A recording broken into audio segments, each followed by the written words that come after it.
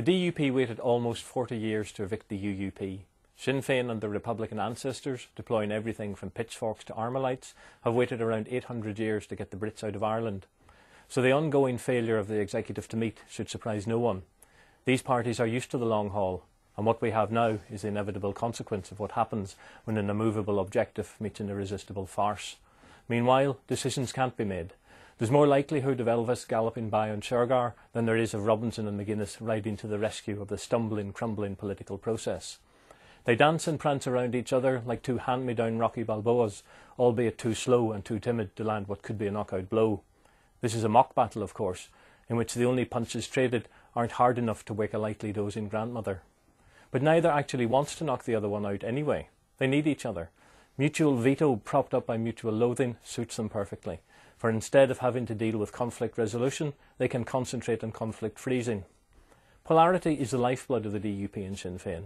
They each need a political bogeyman to focus on, rather than a political partner to build a shared future. For building a shared future would require something resembling a shared vision.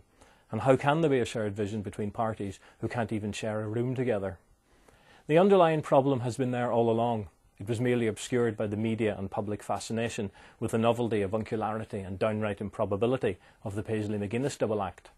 But that gag-a-day roadshow has been replaced with the battle-a-day tantrums of Peter and Martin, a double act which has the novelty of a Mills and Boon romance, the avuncularity of the Cray twins and the downright improbability of Irish Robinson leading a gay pride parade. Who will blink first in this staring, foot-stamping showdown? The reality, I suspect, is that they will both blink together and that they will do so at yet another summit, during which commentators and participants will exhaust every cliché in the lexicon of peace process crisis management. They will produce enough fudge and humbug to last everyone well beyond Christmas, and David Ford, a sort of latter-day Don Quixote, may be persuaded to mount a horse called Pompous and steer it towards a stable-marked policing and justice. No one will actually take him seriously in that role, but then no one actually takes him seriously in any role.